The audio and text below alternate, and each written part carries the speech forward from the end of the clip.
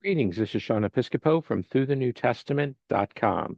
In this series, I'll be reading from the King James Version of the Holy Bible for family and friends. Luke chapter 14. And it came to pass, as he went into the house of one of the chief Pharisees to eat bread on the Sabbath day, that they watched him. And behold, there was a certain man before him which had the dropsy.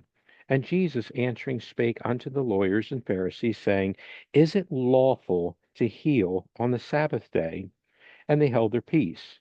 And he took him and healed him and let him go, and answered them, saying, Which of you shall have an ass or an ox fallen into a pit, and will not straightway pull him out on the Sabbath day?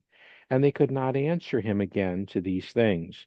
And he put forth a parable to those which were bidden, when he marked how they chose out the chief rooms, saying unto them, When thou art bidden of any man to a wedding, sit not down in the highest room, lest a more honorable man than thou be bidden of him. And he that bade thee and him come and say to thee, Give this man place, and thou begin with shame to take the lowest room.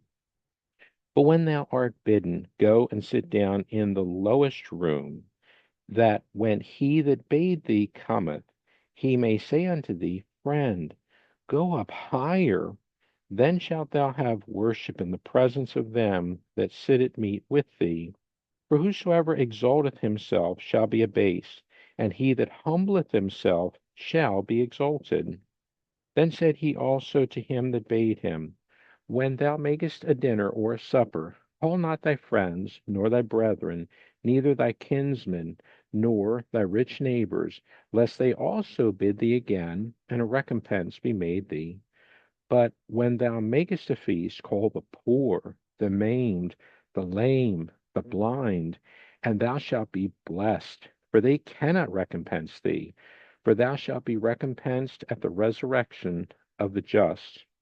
And when one of them that sat at meat with him heard these things, he said unto him, Blessed is he that shall eat bread in the kingdom of God.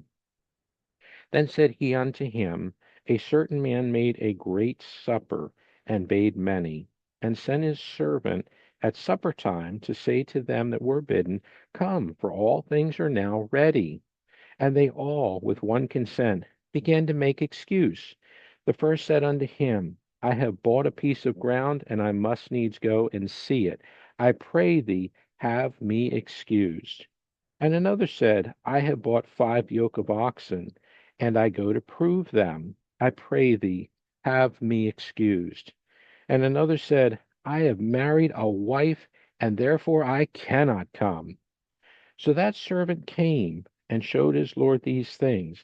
Then the master of the house, being angry, said to his servant, Go out quickly into the streets and lanes of the city, and bring in hither the poor, and the maimed, and the halt, and the blind.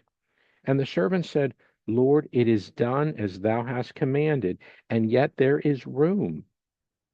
And the Lord said unto the servant, Go out into the highways and hedges, and compel them to come in, that my house may be filled. For I say unto you that none of those men which were bidden shall taste of my supper. And there went great multitudes with him. And he turned and said unto them, If any man come to me, and hate not his father, and mother, and wife, and children, and brethren, and sisters, yea, and his own life also, he cannot be my disciple. And whosoever doth not bear his cross, and come after me, cannot be my disciple. For which of you, intending to build a tower, sitteth not down first, and counteth the cost, whether he have sufficient to finish it? Lest haply, after he hath laid the foundation, and is not able to finish it, all that behold it begin to mock him, saying, This man began to build, and was not able to finish. Or what king, going to make war against another king, sitteth not down first, and consulteth whether he be able with 10,000 to meet him that cometh against him with 20,000? Or else, while the other is yet a great way off, he sendeth an ambassage, and desireth conditions of peace. So likewise, whosoever he be of you that forsaketh not all that he hath, he cannot be my disciple.